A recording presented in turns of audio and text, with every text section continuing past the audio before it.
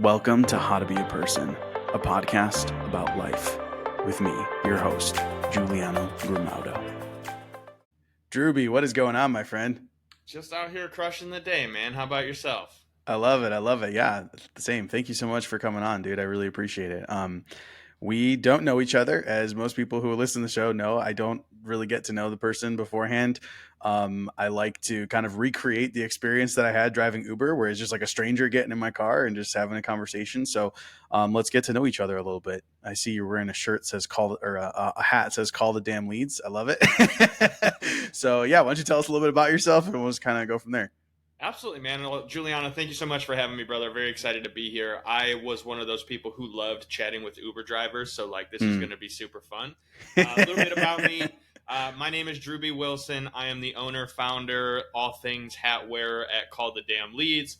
I'm also a self-proclaimed meme lord. So for those of you that end up watching this, I did, yes, tattoo meme lord across my knuckles.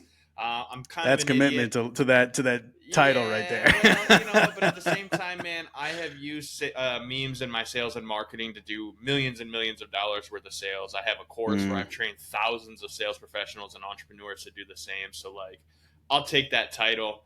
And ultimately, man, at the end of the day, I'm a husband, father, podcast host. I'm an author with multiple best-selling books. I've spoke on stage to thousands of people across the country.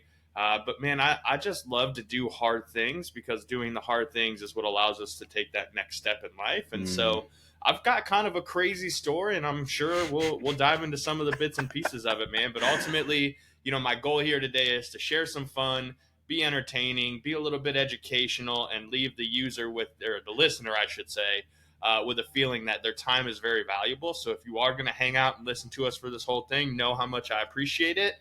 Because I know it's going to be worth your time.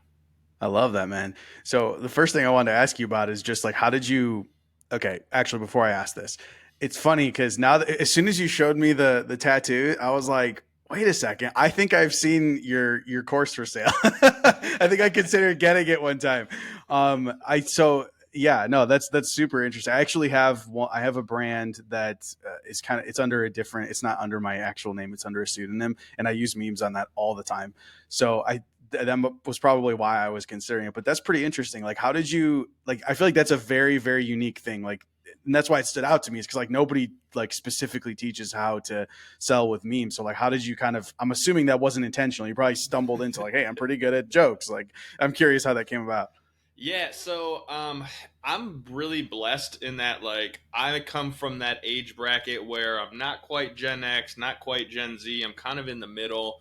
I was one of the first kids in my neighborhood to have cable internet, so I've been to the depths of all things degenerate and raunchy on the internet. Oh God. So man, I've been into memes for a long time, and so the reason it all kind of came to fruition is I've loved memes a long time. I've always sent funny memes to my friend groups. I've always used them as a way to just kind of communicate with people. And being in sales, I was going through a sales slump one week, and it was just man, all these people said they were signing up, then they ghosted me.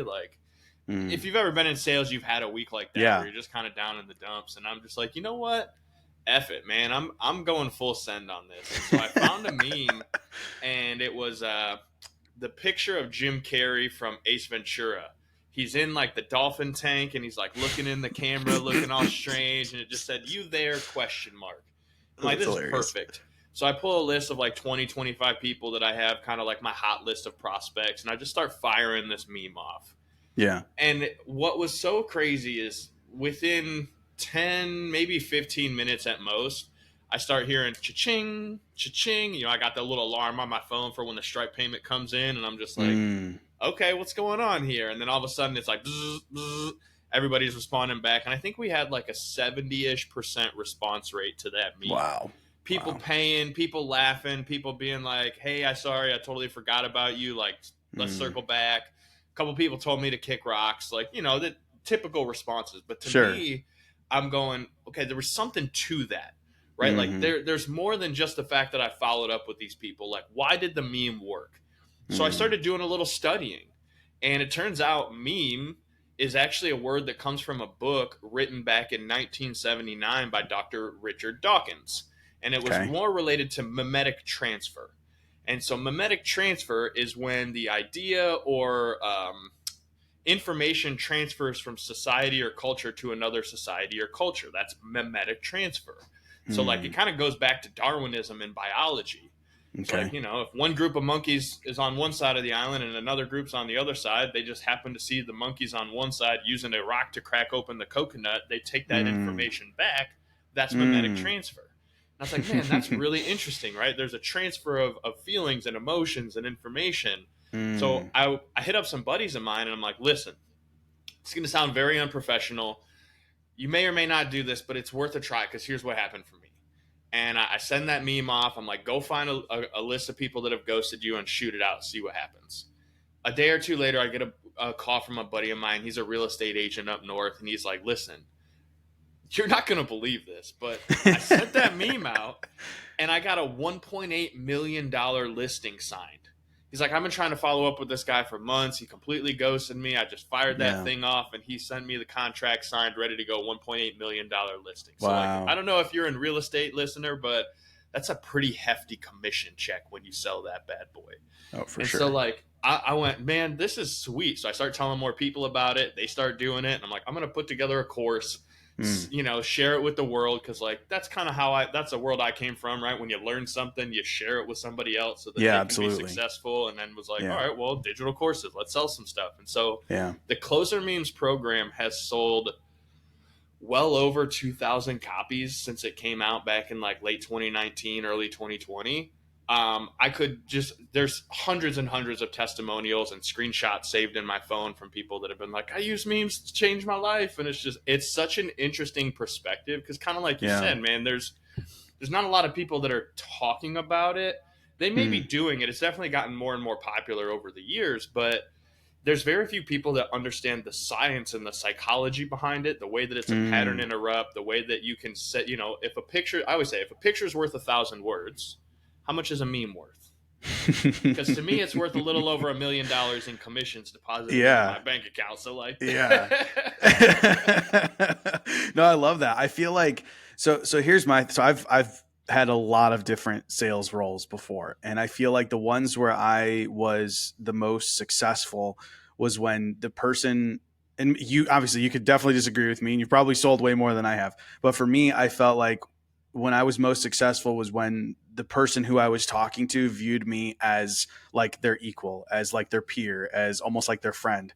And I think the meme like crosses that line, right? It goes into like I'm trying to sell you versus like hey, we're on friend terms here. Like this is what this I would send a meme to my friends, and so I'm sending you this meme, and it kind of like breaks the ice there, where it's like, hey, we're friends, man. Like, what's the deal? Why aren't you reaching out to me or something? And I don't know if that's part of it or not. I'm curious because, like you said, you've done the research. yeah, well, we're on the How to Be a Person podcast, right? So this is a Yeah. perfect example of how to personalize the sales process because people don't buy from logos, they don't buy from corporations. A lot of time Mm, they're like boycotting corporations, but they yeah. do business with people. And they Yeah. do business with people that they know, like, and trust. And Mm, so the meme, what's cool about it is when you do it correctly, right? And there's a lot of people that have done this the wrong way. So, like, we'll get into mm, that in a second. But when done yeah. correctly, you understand who you're talking to, you understand their pain points. Ultimately, if you're having a good conversation, you understand what their desires or their goals are. And Yeah. so the meme is a way for you to connect on a more emotional level versus just being a Mm, typical copy paste. Here's a templated response. Hey, did you get the contract? Did you want to buy our shit? Like that gets yeah. old. Yeah. And what's really interesting about this is kind of the psychology behind it is, you know, when you send someone a text message, almost everyone gets a preview of it. So they can kind of see like, oh, Giuliano texted you. Hey, have you watched the video? Did you do the thing? And they're like, yeah, I'll get to that later. And then they never get to it. Yeah. Yeah. But when the little preview pops up and it's an image and they can't quite see what the image is, guess what? Their little mammalian brain's like, hold on a second. Curiosity, what's going on here? Yeah, So for they're going to at sure. least open it up and take a look at it. And Yeah. when you layer in the right context, right? The picture that you use hits in their, you know, deep childhood or something that they're very familiar Mm, with, or it's a yeah. trending topic that everyone's talking about. And then you layer in your additional context of like, hey, here's how this fits our conversation. Mm. suddenly their mind is like going through this logical loop where they're like, okay, well, how does this fit? What's different about it than what I normally see? How does this relate to the conversation that I've been having with Giuliano? And then all of a sudden they're like, well, let me at least respond, because there's an emotional trigger there versus just the like, hey, come buy my stuff. Hey, come buy my stuff. Hey, come buy my stuff. Because that's Mm. very salesy. Whereas, like you Yeah. had mentioned, the meme is something that you would send to a friend. And this is how I always get people Yeah. that are like, I don't think it's professional. I'm like, listen, in your phone right now, there is a thread between you and a bunch of other sales professionals or business owners of like uh, things you don't want the internet to see, right? Like if yeah. your text thread came out, you'd be ashamed of some of the stuff you laugh about, because let's be honest, that's like a private conversation, and that's Yeah. where the memes can kind of touch base, because it's like everybody knows that what you can say in a meme, the limits that you can push are way farther Yeah. than what you would put in like a text Yeah. message or a voice note. So like I love them. I think they're hilarious, and I think it's great that you've been using them, because you didn't even take the course, it sounds like, but you understand like there's an emotional connection there, uh, right? yeah. Yeah. Well, you know what it makes me think of?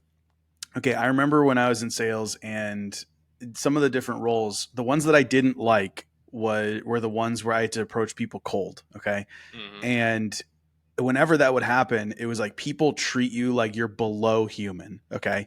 And that was so hard for me to deal with. Now, like, what's funny is there was a point where I was like really sympathetic to those people. And so whenever someone would like cold call me or approach me or something like that, I was always like trying to be nice and like listen and whatever. And now, like, I'm walking like in Costco and I'm like, fuck that. Nope. If someone says something to me, I literally just like, I'm not, nope, nope, nope. Like, I say it like that. The same way that it used to hurt my feelings so bad when people would say it to me, treat me like I'm like whatever, right? I'm saying all this to say that when you use a meme, it like reminds them that you're a person, right? Because for me, it always made me feel like they're acting like I'm not even a human being. And like you said, when you're using these like templated responses and like it's the same thing, right? It's like exactly what you said, the same messages. Hey, did you take a look at this yet? Hey, just following up, blah, blah, blah.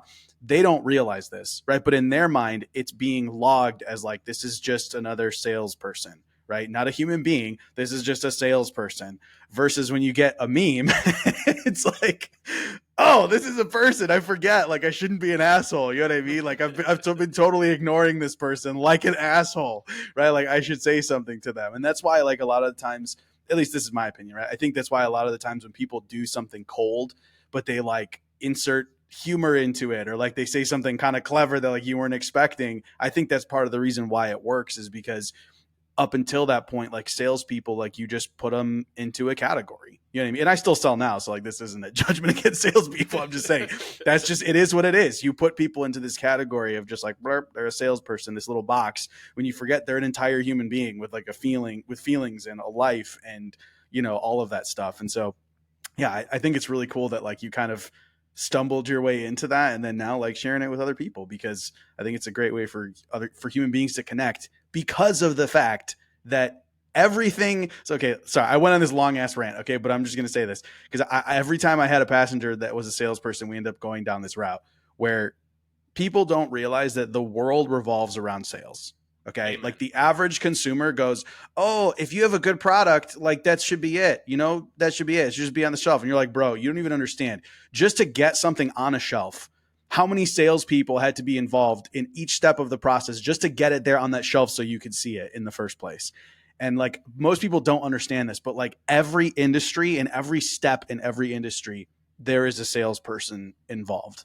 And so I think it's really cool that like you're taking something that like, again, is about like reminding people of like their humanity and connecting it to sales, because ultimately like the more we're able to connect as human beings and the more like we're able to transfer not just information but goods, it's like everybody benefits because of it. I love that, and I'm gonna challenge you a little bit here, Giuliano, because Sure. like I used to be a little bit cold towards the people in the Costco and the Walmart, where you know, like the Direct TV and the Energy people. I used to kind of be cold to them, but like here's what Yeah. I've learned: I hated it when people were an asshole to me when I was making cold calls.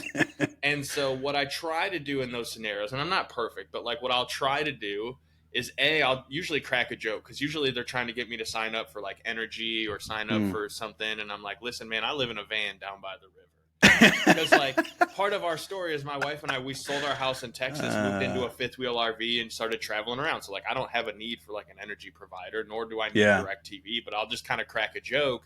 And then I'll say, listen, it's not for me, but I appreciate your hustle, right? I see you're asking for the sale, and that's the number one way to be successful. And so here's the deal. If you're ever looking for opportunity outside of this, go to callthedamnleads.com and send me some info. Like, I've got tons of people that I'm connected with that are looking for hustlers like you. By all means, I'd be happy to point you in the right direction.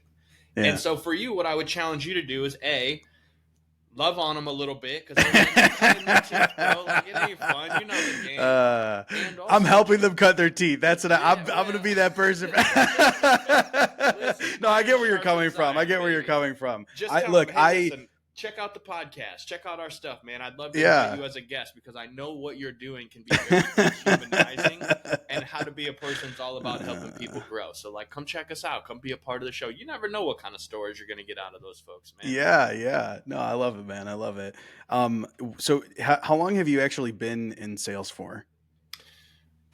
Well, the statute of limitations is up, so I can say this. Like, I was in the street selling anything and everything I could get. My mom and I would joke that I was in the commodities relocation business. Like, if you needed it, I probably knew a guy that could get it for you, as long as there was something, a little margin for me. Like, I didn't really. Yeah. It is what it is. Yeah. However, No, I get it. I got a little older, met a beautiful girl, got married, realized, like, hey, man, the fast money don't last. I don't want to end up dead or in prison. So I got into more legitimate sales around like 18, 19 years old. Started working at a tobacco shop, ended up in furniture for a while, got into the insurance space, did home and auto insurance for about 5.5 years. That was really where I like cut my teeth on cold calling, 200-300 cold calls a day, dude, like just hammering the phones. So I've been in sales pretty much my whole life. It's funny because I always kind of hated salespeople, but what I learned is that there's different types of sales professionals.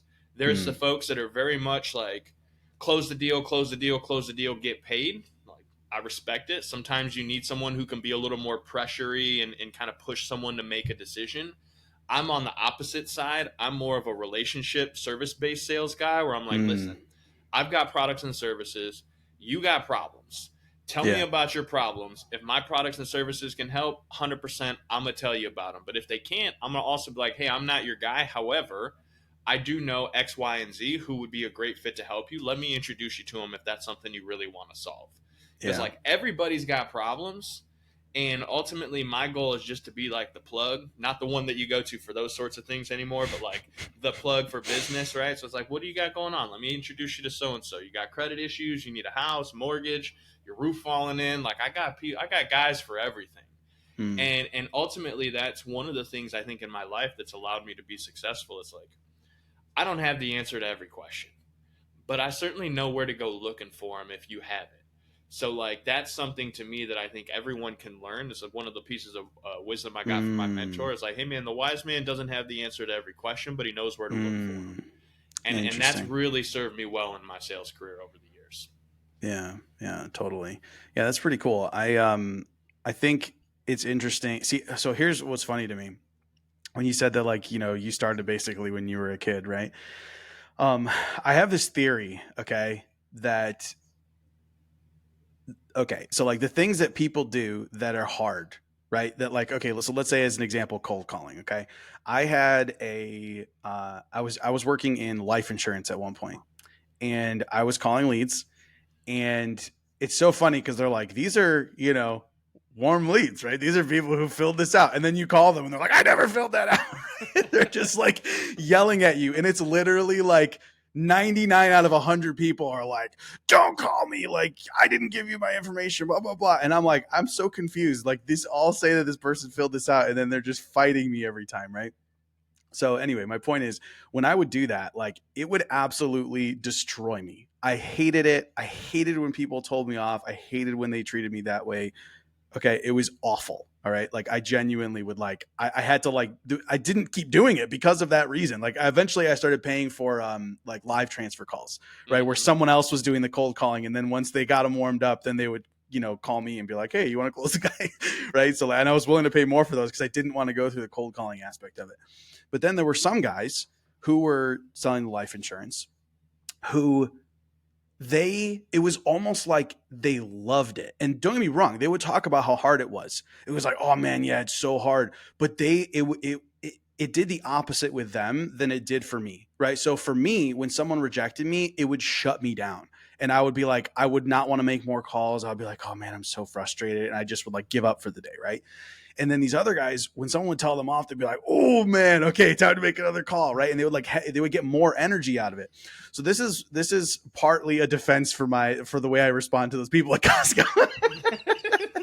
Okay, it's partly a defense for that. Okay, but the real point that I want to make here is that I have this theory that there are certain things that give different people energy, and for other people it takes their energy away. And I think it doesn't mean that it's not hard for them.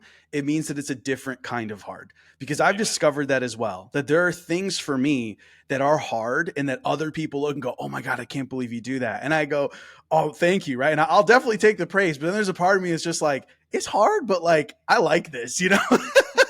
And so what I'm saying, to say all of this, is that I do think that people are built differently, and certain activities will give certain people energy while others, it will take it away from them. And like, I think that there's some people who just like, man, they love that, like that and it's hard to say it out loud because it feels wrong. Like, I don't think anyone would outright be like, I love getting rejected, right? Even the guys that do that and like pound the phones would still be like, no, I don't like it. It doesn't feel good. It's like, but there's something in you that's keeping you going, that you have this like fire under you now while you're doing it, while the other guy ends up washing out, like me, right? It's like, I can't do this. I can't do these cold calling. And I saw those same people, same thing in like the gym, I think is a really good example. There's some guys who are like, oh my God, it hurts so much. And I just got to keep going. And I'm like, for me, I do it. I'm like, bro, I'm dead.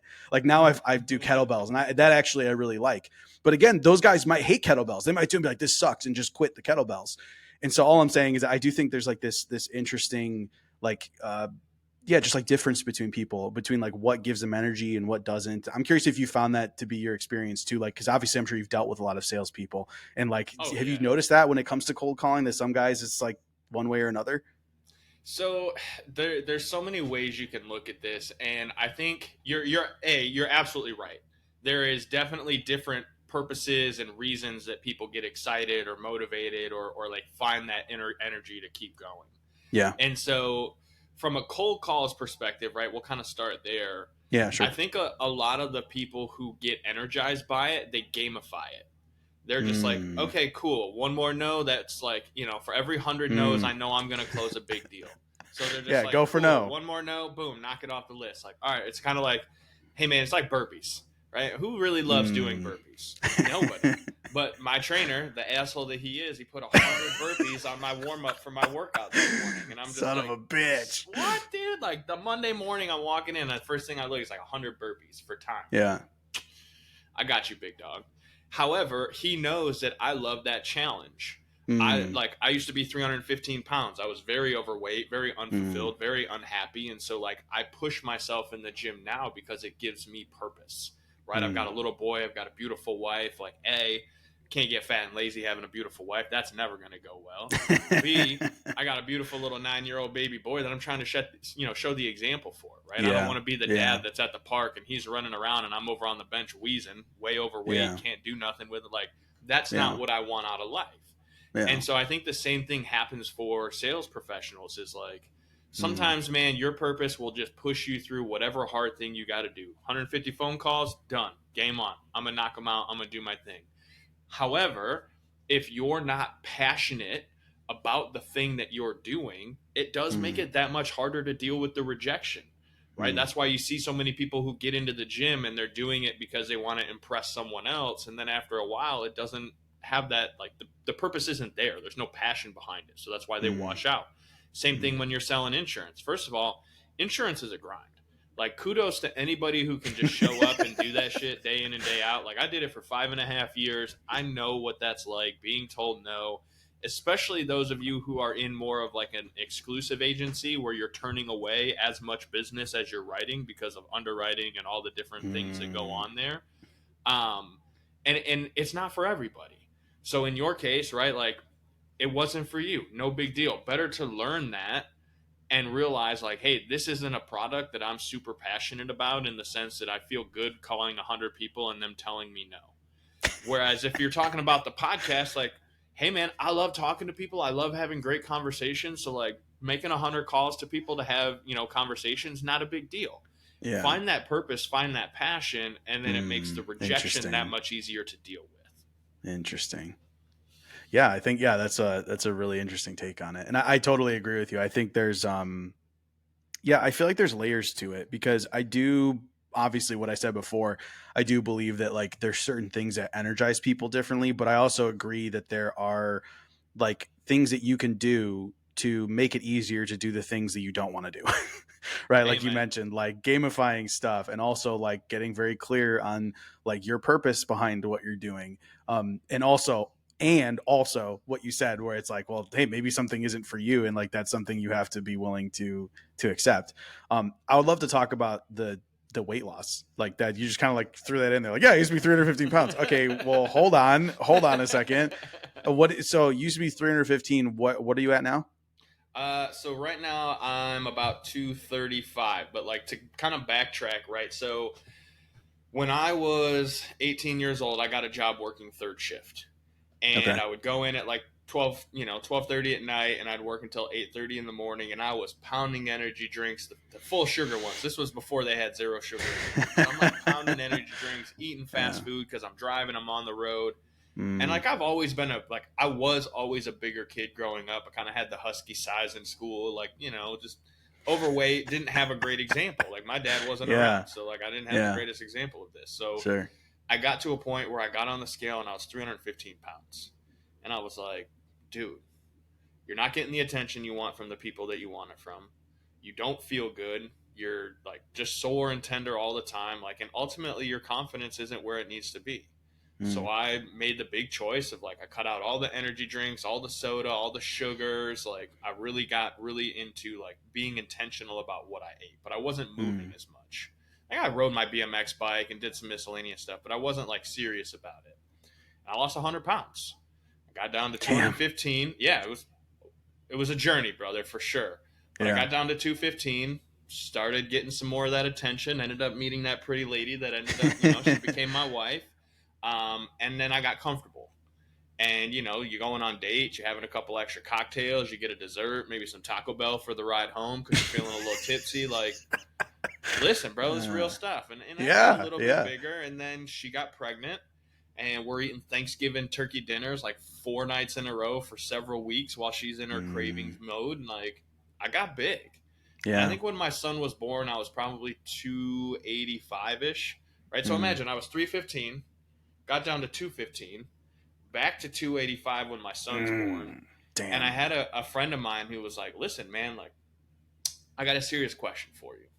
He's like, how would you feel if boom, blink, you're up in heaven, you're looking down. There's some other asshole in your bed, in your house, with your wife and your kids in the other room crying because you're not around. What the fuck does that mean? Like, where are you coming from? And he's like, listen, man, I know you can, but you're not making the time to take care of yourself first. Mm, And what I know, statistically, your ass is headed for a heart attack, a stroke, or you're going to die long before your family's going to get the best of you. mm, And like, that hit home. I'm like, mother, all right, like, yeah. I got you. Not too long after that, my wife, she comes to me. She's like, listen, babe, I love you. We'll always love you. Like, we have a family. Like, this is it. But, like, all of this ain't doing it for me no more. And so, like, I got the 1-2 punch in the gut that was just like, all right, dude, you got to get your life together. Mm, Because, again, you don't find the time to work out. You make the time to work out. mm, And that was a big shift for me in life in general was like time is our most valuable asset. Time, energy, and effort. You can't buy them, can't win them in a poker tournament. No one gets a big box full of them on Christmas morning. On your birthday, most of the cards aren't like, oh, hey, here's a slip for an extra year of life. No, it's more morbid. It's like, hey, congratulations, you're 1 year closer to your death. And it's like, shit, all right. So, how am I going to structure my life in a way that maximizes my ability to enjoy life and also have as much of it as possible? And so Mm. that was when I really started getting disciplined with my weight and my fitness. And so like I fluctuate, dude. Like I'll go up 10, 15 pounds, go down 10, 15 pounds, but it's the season that I'm in. And what I've learned for me is I'm not afraid to do the hard work anymore. Mm. Like I said, this my trainer started me with 100 burpees and then went into the full superset workout routine.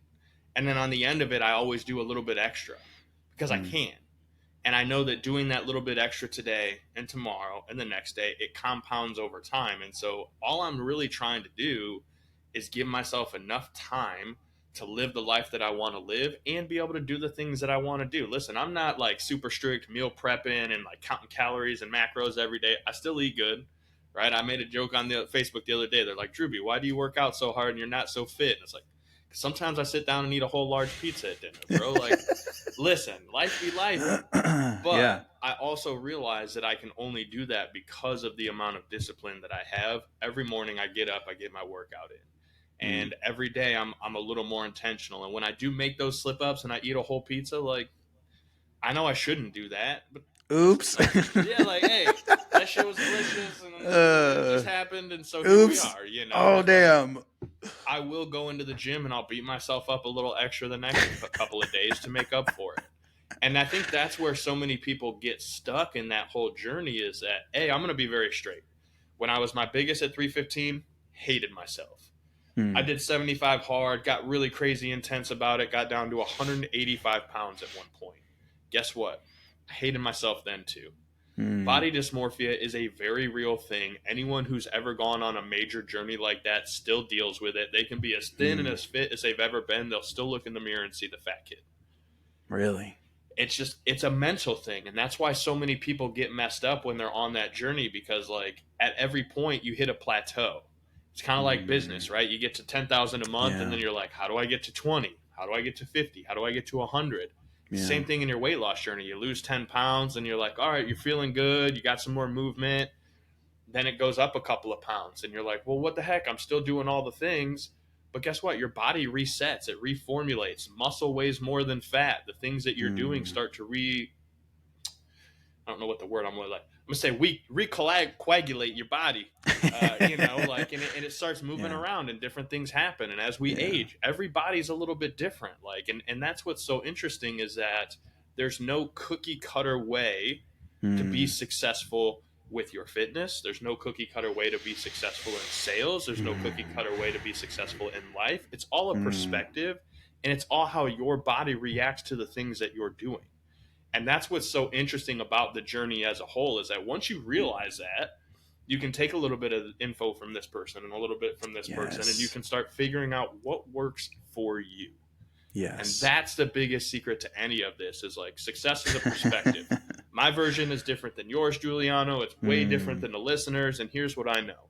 If you went back in time to the day we were born and went to the operating room where they were doing our delivery and you asked our parents, like when they're older, what are they going to be doing that makes them successful?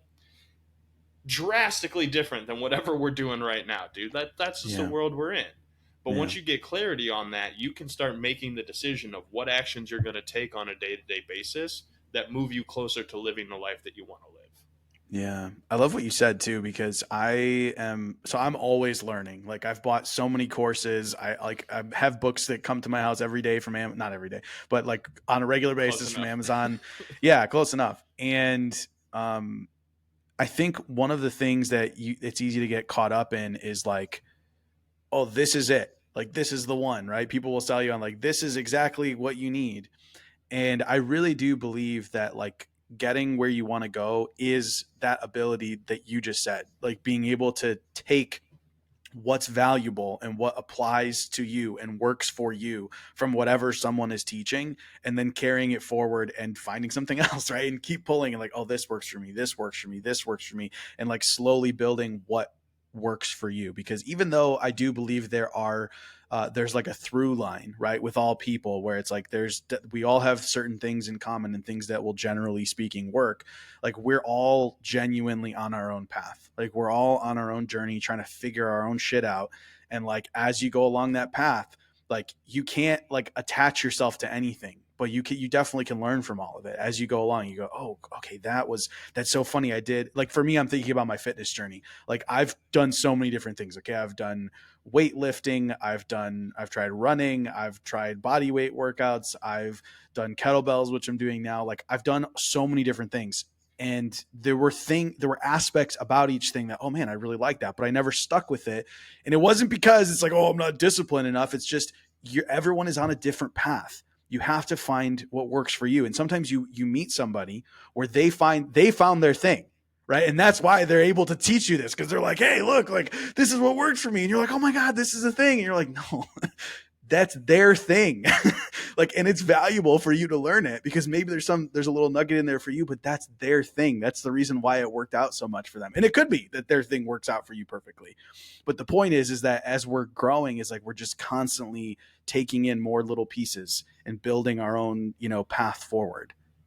Yeah, I read a book early on in my like personal development journey. It's called How to Steal Like an Artist, or just Steal Like an Artist, even maybe. Yeah, Like, yeah. awesome I haven't book. read it. I think it's in my Amazon cart though. It's a quick read, but what I really enjoyed about it is, the author, he comes from the world of art, and he kind of talks about how like good artists create and great artists steal. And I was like, Mm, that's an interesting phrase. And what he's basically referring to is like, there's really not a whole lot of new things in the world. It's kind of an amalgamation of all the different things people have seen and done, and kind of added their little spin to. And if you're always trying to be the next Leonardo da Vinci or the next, Dwayne the Rock Johnson, like, you're always going to be one step behind them, because you have to wait for them to do the thing before you can learn what to do. mm, Whereas if you take a little bit from this guy and a little bit from this guy, and maybe you really like what this guy has going on, but you don't like all of it, mm, suddenly you're starting to find your own style, you're finding your own lane, and then before long you become recognized as this great creator. But all you're really mm. doing is like, I like this about this and this about this, and so I'm going to bring them together in a way that makes it feel good for me. And that's Yeah. what the most successful people have done. We all read the Mm. same 7 or 8 books, right? Think and Grow Rich, How to Win Friends and Influence People. Like, Yeah. it's been 7 talked habits about of for highly effective centuries. Yeah, people. exactly. Like, Yep. it's been talked about for centuries, but it's Yeah. how do we take it in? How do we actually implement the knowledge that we've gained from it? And then Mm. how are we using it in a way that resonates with someone else? That's how you end up in kind of this like guru, coach, mentor type Yeah. space, is like, people see you, they realize they want a life kind of like what you have. And Yeah. then all of a sudden they want to know, hey, how did you do it? Yeah. Well, I did X, I did Y, I did Z, and then I just kept doing those things, and eventually it worked out. Yeah. And so I love that idea, because there may be someone in your life right now that you see on a fitness level, and you're like, bro, I would love to be that fit. However, I don't want to meal plan every single meal, and I don't want to weigh my food at every meal, and I don't want to have to give up ice cream cones with my wife. Like, Yeah. fair enough, but I can still do some of what he's doing. And then Yeah. there might be someone in your life that's very successful in their business, but their home life sucks. Their marriage is Mm. awful. Their kids hate them. Like, and you're like, I want to be successful, but I don't want that relationship either. And then Mm. people that are really great family men, but like, they're always struggling in their business. They never have enough money for things. And you're like, well, I don't want to. Like, I want my family to be happy, but I don't want to be struggling either, right? I don't want to live like. Yeah. And same thing with your faith, right? You might see someone that's like very faithful and has a connection with God, and whatever their life looks like. And you're like, man, that was pretty cool. But I don't know if I'm ready to be that committed to it yet, right? I don't know if I want publicly people to hear me talking about it. Like, Mm. it Sure. doesn't matter, man. Find your version of what works for you. Yeah. Take a little from him, take a little from him. Maybe like not all of that. Like, okay, cool. You can be successful in business without having to cheat on your wife and do sketchy things. Like, all right, Yeah. let me figure that out and just make it your own. And the Yeah. more you lean in on being authentically you, the more you're going to attract the right people in your life. And I Mm. think that's one of the things a lot of people struggle with when they're like, how do I be a good person? It's like, well, stop trying to be something that you're not, because it comes Mm. across as inauthentic, and people can, I mean, our red flag meter is like bursting off the charts. We can constantly watch and see it. And we've seen so many Yeah. people that ended up being scam artists, and what they said in public wasn't how they did it in Mm. person behind closed doors. And ultimately, man, that stuff makes a big difference. And that's kind of the way I try to live my life, right? Like, Mm. online, offline, whether you see me wherever, I'm almost always going to be the same person unless I'm in a real bad mood. And then you might catch me like in a moment where it's like, hey uh, man, I appreciate it, but like I'm busy right now. Don't bother me. hmm. However, it's the same thing like we talked about earlier, walking through Costco. Hey Yeah. man, sometimes I'm really, really nice to those people. Sometimes I'm just like, listen, it ain't for me. Have a great day. Not But today. I appreciate Uh, your hustle, right? Like, don't get me yeah. wrong. I'm on a mission. When I'm shopping, I know what I want. I got a list. I'm in and I'm out. I don't got time to be ragging with you right now. But I still want to respect people for where they are in their journey because, man, you Yeah. just never know who you're going to have a conversation with and what you're going to be able to learn from them. And it was like you talked about earlier being an Uber driver. My guess is that you didn't love every passenger that got in your car.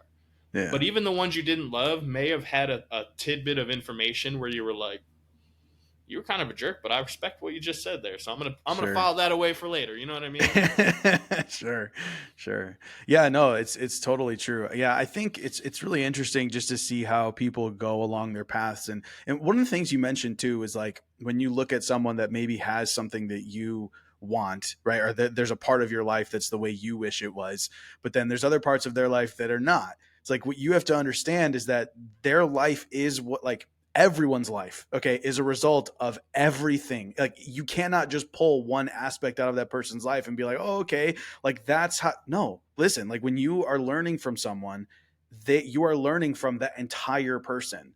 And like it doesn't mean that you can't learn from them. What I'm saying is that there's almost like no reason to be jealous, because unless you want that person's exact life and exact experiences, there's literally nothing to be jealous of. What you can do is learn, right? And go like, hey, cool, like how did you get to with this part of your life? How did you get to where you're going? Oh, that's interesting. I'm not willing to do that, but I am willing to do XYZ. Well, You know what I'm listen, saying? man, Because yeah, I that's what you was a said. crack addict and ran the streets of New York for 6 months, and it's like I don't know if I I want to go don't, that that's route. not really in the cards for me, so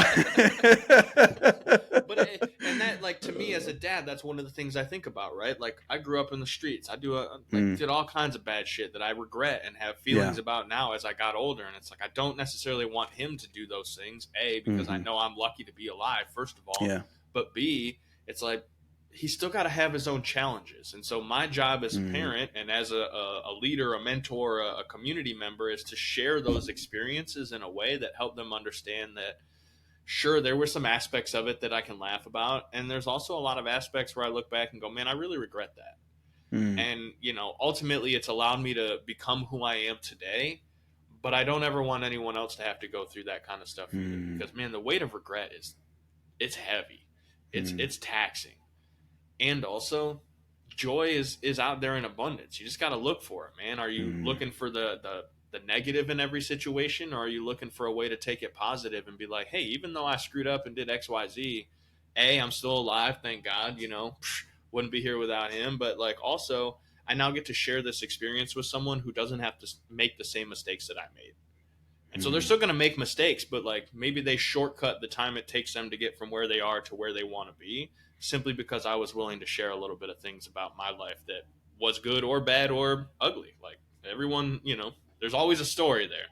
Yeah, yeah, it's really interesting. Like, you know how earlier you were talking about taking what you learned and turning around and teaching it to other people. Like, that's always been me. Like, always. Like, as soon as I learn something, I like want to go tell people about it.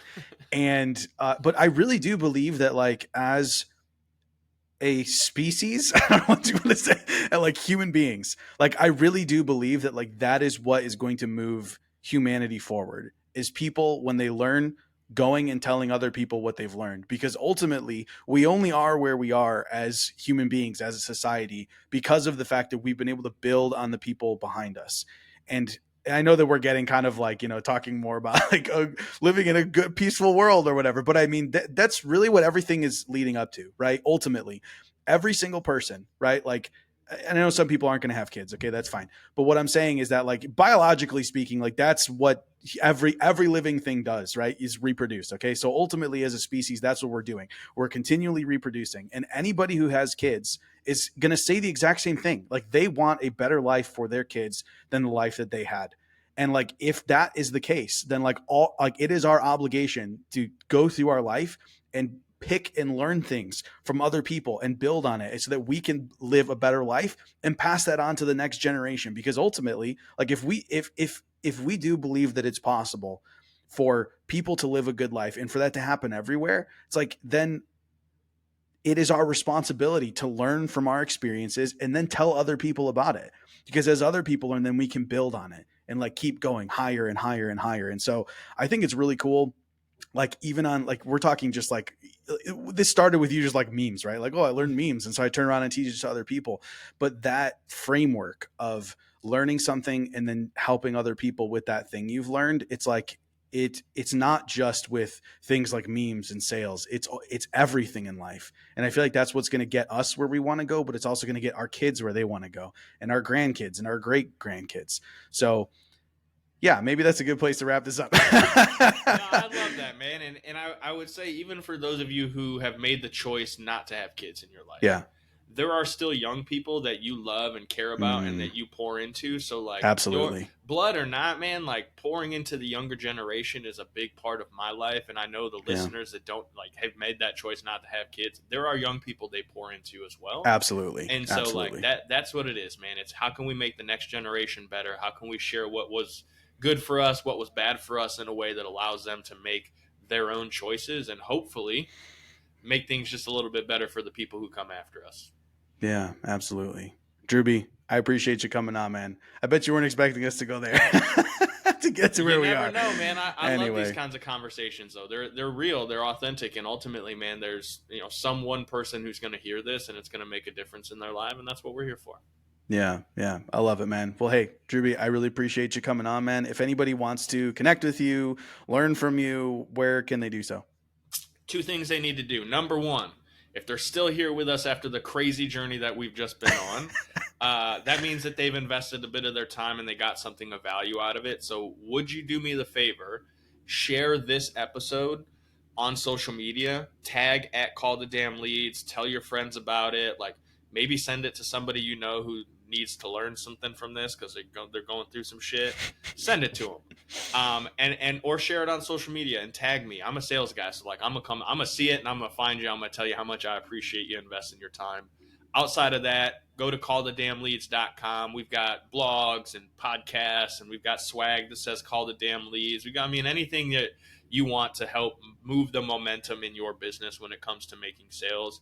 We've got some content around it, so I would love to share my books or whatever with you guys that could bring value. But again, just share this episode on social media. Tell the world that you got some value out of it, because this is where it all starts. Love it, man. I appreciate you so much. Thank you. Have a good day. Thanks for being here. If you enjoyed this episode, please leave a review or share it with someone who'd appreciate it. For everything I have to offer, visit howtobeaperson.co.